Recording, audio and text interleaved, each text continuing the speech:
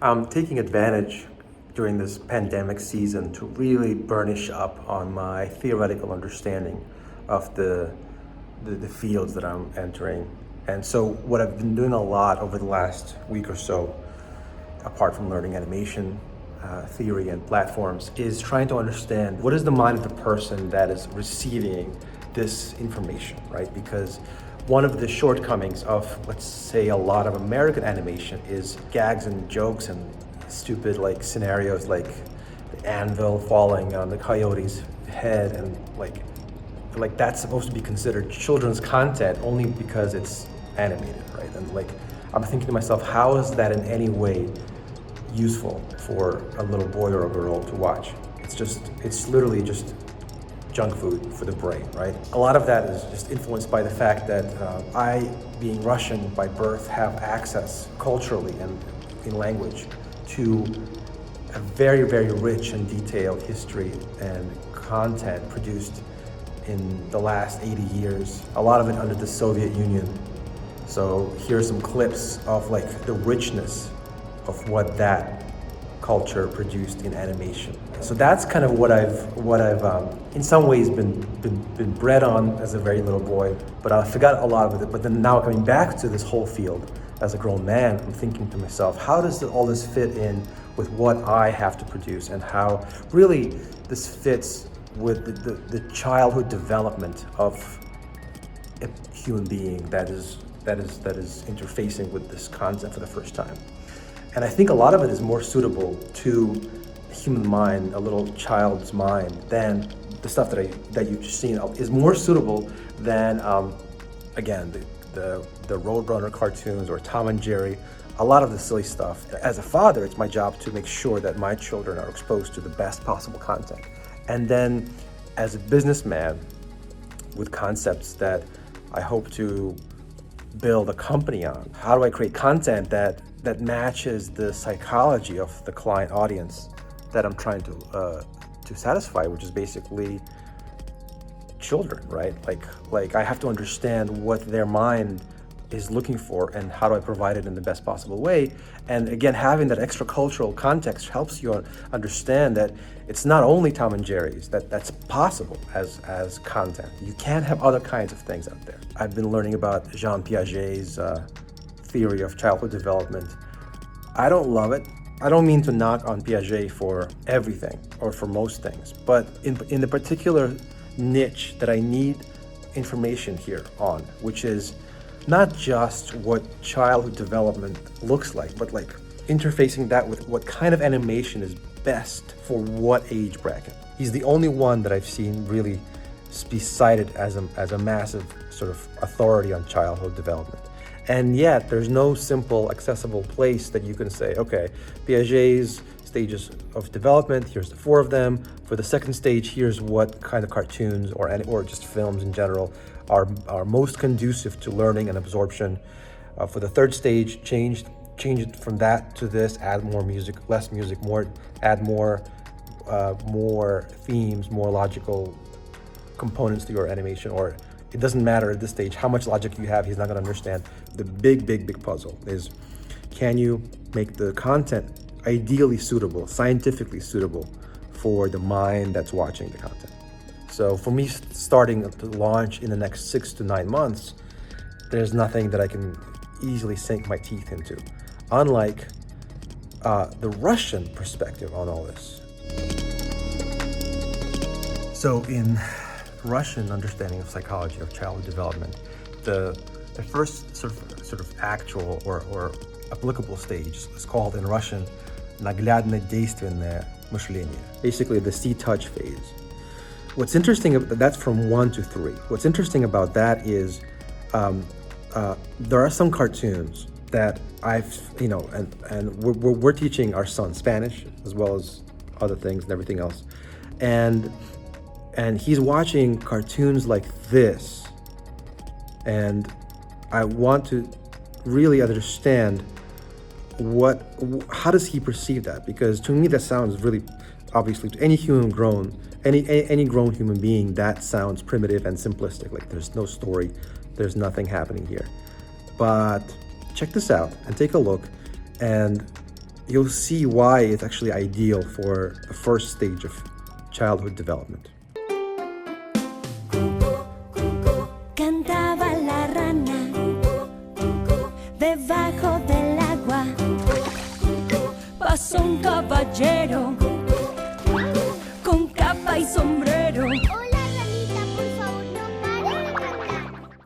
And before I explain why it's ideal, here's an equivalent in Russian from a Russian factory of animations back in the 70s.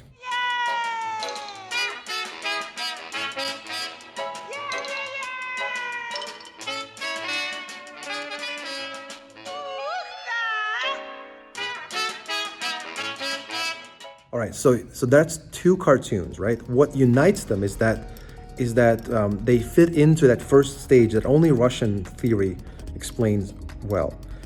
It's called the наглядно действующее or действенное мышление, the see-touch phase. Basically, it's the pre-visual phase in the sense that until about 3 or 4, a child doesn't know how to follow a complex or even abstract concepts at all. So all they know is they just see shapes and they just follow along with the shapes. So what you really want in that stage is you really don't want any story at all in your cartoon at that stage. You just want music, like characters that can embody your values. Like they should be beautiful, wholesome characters, delightful. You can still imbue values into a character even at that stage. It shouldn't be a monster, shouldn't be something ugly. They won't understand anything more than just the shape. But what they will really understand is the music. So that's why in that age, the ideal animation style, the ideal kind of cartoon is a sing-along film in which these beautiful, simple characters, which have no story, are just trying to sing something beautiful. And if you can have a film about that, that's really going to be perfect for a 1 to 3-year-old, because they will just listen to it. They will dance to it like my son does. Like they will just back and forth, rock back and forth, left and right, listening to it. They might sing along to it, and that's really all you need to get them to love what they're watching and be imbued by what it says. At 3 to 4, they shift to the next phase, наглядно-образное мышление, which means the see symbol stage. Basically, that's when they begin to understand what they're seeing, and they begin to connect it across time. So you see the bear traveling across the screen, and the bear is going to bury a bin of honey, and then the squirrel is going to dig the honey out and eat it, and then the bear is going to come back and there's not going to be anything there. Like a 4 to 6-year-old is going to understand this, and if you do it in an attractive way, they will be able to extract lessons from that sequence. So that's when you want to have a lot of that stuff that has lessons, the fables and stuff. That's exactly the bucket that you want to play the fable content in.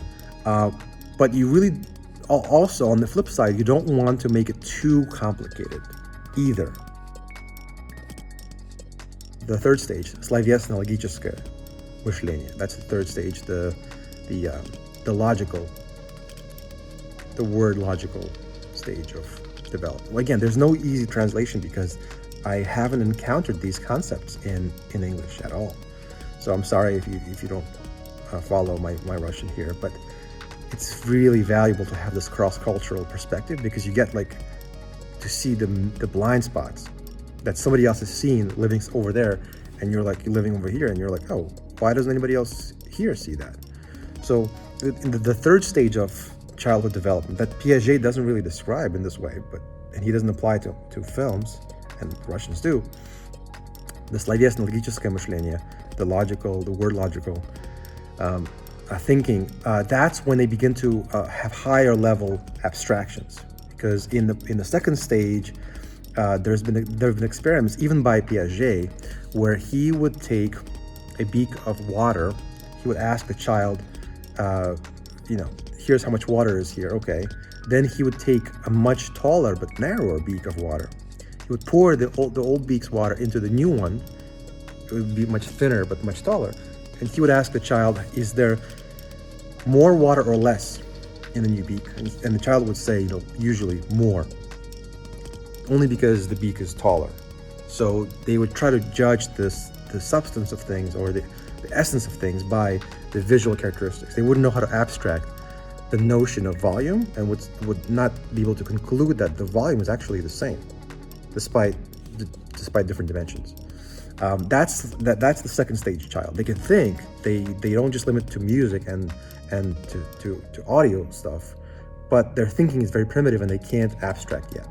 So at around 6 to 7 is when they begin to learn how to abstract, and that's when you can introduce more complicated concepts of courage, traditional heroic models and stories of historic context, right? Why are people dressed certain ways? What does that mean, et cetera, et cetera. What is a dragon? It's a pretty complicated concept when you think about it, because it doesn't exist, number one. Number two, it ties into a complicated web of mythological and historical understandings that you have to sort of think about, and they're very abstract. You can't just push a button and see a dragon, or you can't sing a song and understand what a dragon is. Storylines that involve beauty, that involve betrayal, that involve abandonment, that involve despair, that involve hope, all that is very difficult to explain to a 4-year-old. What is hope? But to a 7, 8, 9-year-old, you can explain what hope is, or what despair is, and you can have a story that revolves around those and teaches the right way of looking at hope and despair and things like that. So right away, this powerful system of explanations and psychology provides an interesting framework, and I've been learning basically all about that over the past week, and I'm only getting started with learning, because there's a lot more to come and a lot more to understand.